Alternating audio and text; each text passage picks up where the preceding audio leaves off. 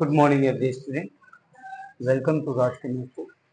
On today, I will tell you, that means I will teach you about the topic of chemistry, class 9th, chapter 3, atoms and molecules, law of chemical combination.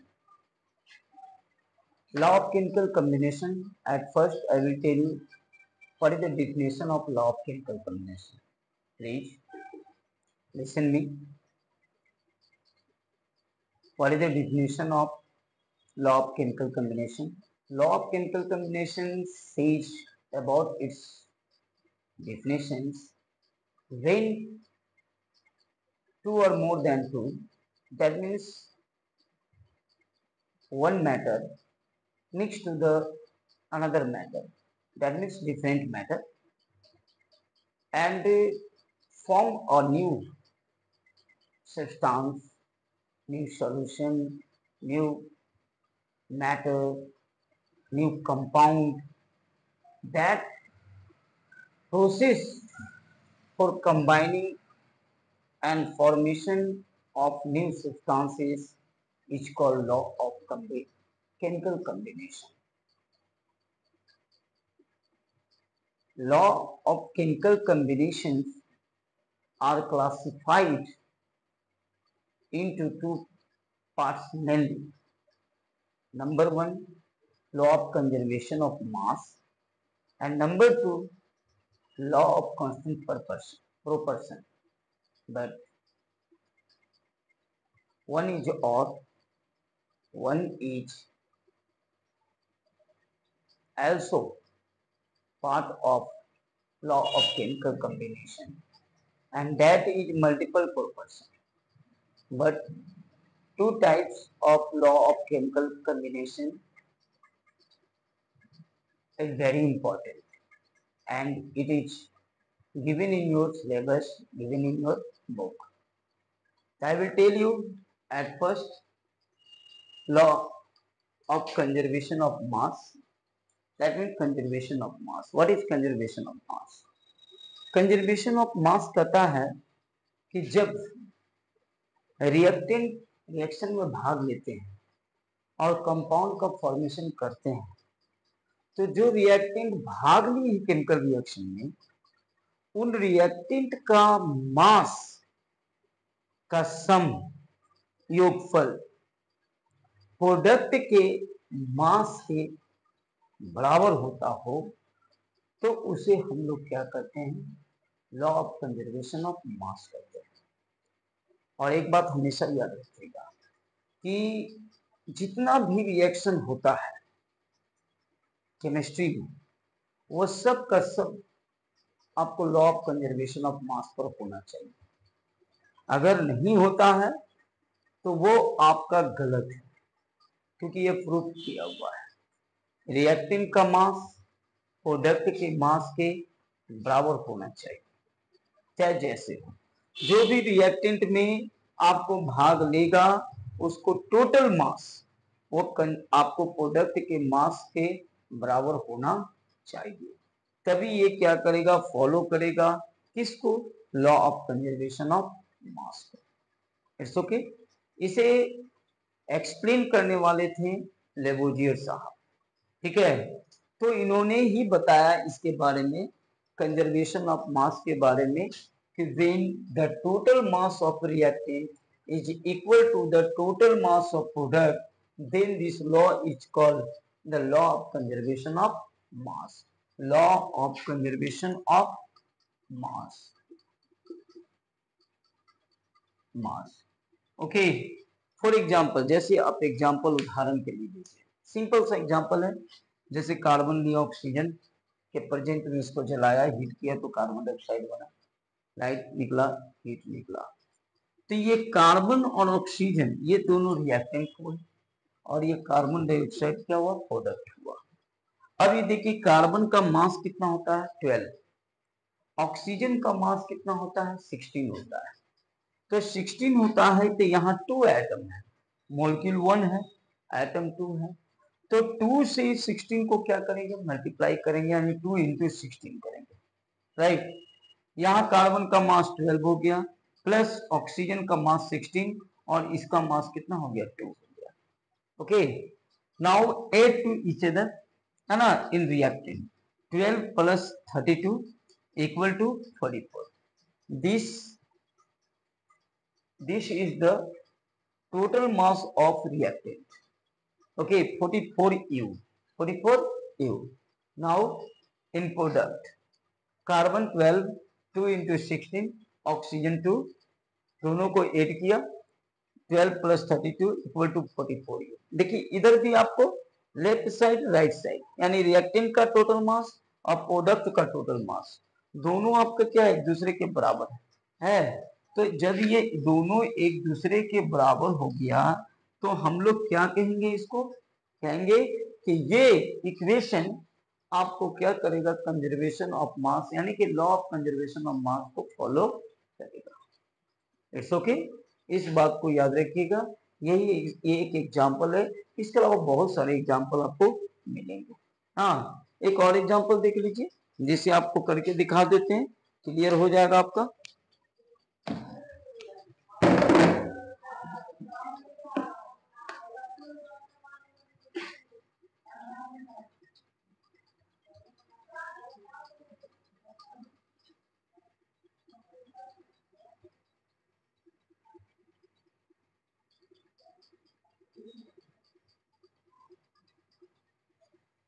देखिए एक और example दिखाता हूँ, जैसे second example, मान लीजिए मैंने example लिया H2 प्लस क्या लिया O2, इसको मैंने हीट किया by the help of electricity process में H2O बन गया।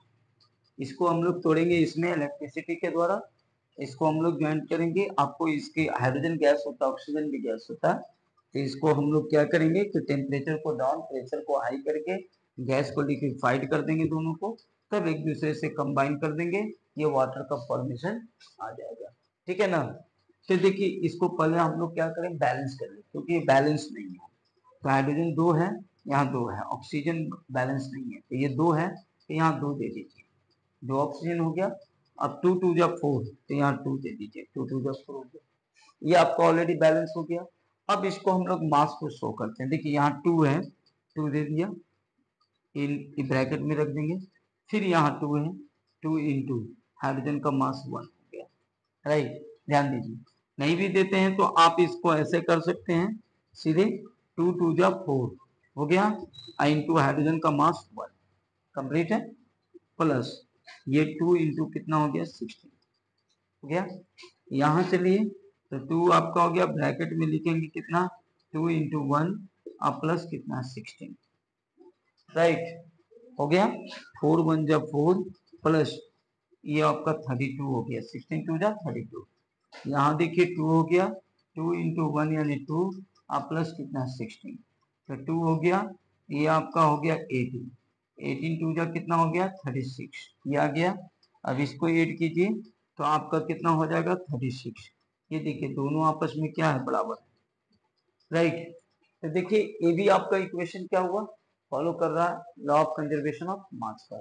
तो याद रखिएगा कि every equation in chemistry subject follow the rules of, follow the law of conservation of mass. Then all equations are correct, neither those are incorrect. Okay, अब आइए constant proportion में।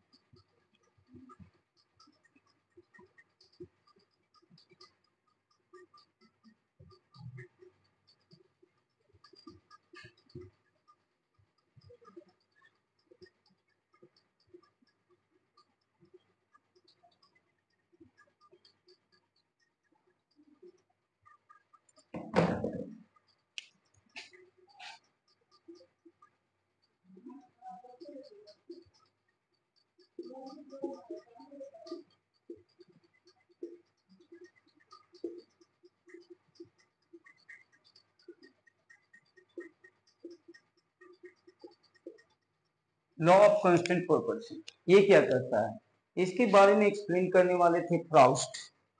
ठीक है, प्राउस्ट ने इसके बारे में बताया था कि जब इसमें मान लीजिए कि कोई केमिकल रिएक्शन है, उसमें जो रिएक्टेंट आपको भाग ले रहा है, पार्टिसिपेट प्रोडक्ट बना रहा है, तो उस तरह का प्रोडक्ट हम मान लीजिए कि हर इक्वेशन का 3 भाग में या 2 भाग में करते उसी एक सेम रिएक्टेंट से।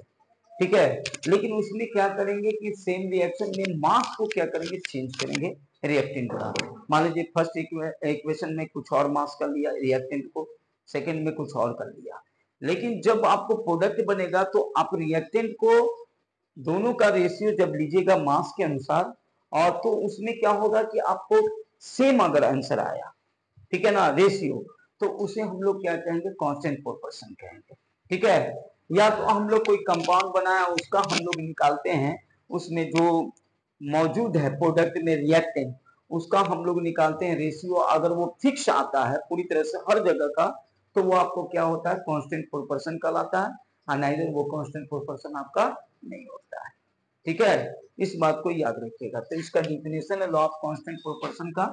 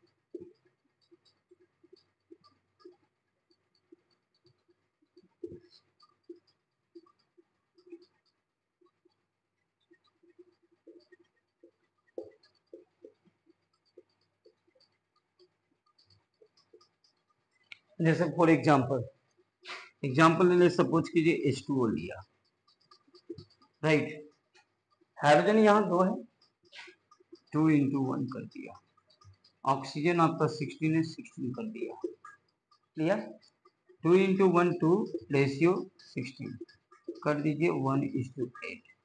ये 1:8 जो हुआ, ये आपका फिक्स प्रोपोर्शन है वाटर का। कहीं का भी वाटर लीजिए, उसको तोड़िए, आपका वाटर और ऑक्सीजन का रेशियो आपका कितना आएगा, 1:8 ही आएगा। दूसरा एग्जांपल लेते हैं हम लोग, CO2, कार्बन का आपका मास कितना हो गया, 12, ऑक्सीजन का मास 2 इंटू 16, 12, रेशियो 32, कट कर दीजिए, 3 8, 3:8। कहीं भी कार्बन डाइऑक्साइड का रेशियो निकाले कार्बन ऑक्सीजन का, 3:8, ये आपका फिक्स है। ठीक है, अगर इसी को हम लोग लैब में ले जाकर लेबोरेटरी में करते हैं एक्सपेरिमेंट के थ्रू, तो वहां पर ये हम लोग लेंगे क्या चीज, H2 + O2 H2O, वहां रेशियो लेंगे और अलग अलग लेंगे, हाइड्रोजन का मास ऑक्सीजन का मास चेंज करते हुए लेंगे। फर्स्ट एक्सपेरिमेंट में कुछ और मास लेंगे, सेकेंड में कुछ और मास लेंगे, अब तब हाइड्रोजन ऑक्सीजन का हम लोग रेशियो निकालेंगे, और उस कैटेगरी में अगर क्या होता है कि वो दोनों का मास या रेशियो जो है, फर्स्ट एक्सपेरिमेंट का और सेकेंड एक्सपेरिमेंट का या थर्ड एक्सपेरिमेंट जो भी करें, सबका आंसर सेम आता है, तो कहेंगे कि ये क्या कर रहा है, लॉ ऑफ कांस्टेंट प्रोपोर्शन को फॉलो कर रहा है। अगर नहीं करेगा तो वो मल्टीपल प्रोपोर्शन में चला जाएगा। ठीक है ना, जो नहीं करेगा, डिफरेंट हो जाएगा एक्सपेरिमेंट के थ्रू उसके रेशियो, तो वो आपका मल्टीपल प्रोपोर्शन में चल जाएगा।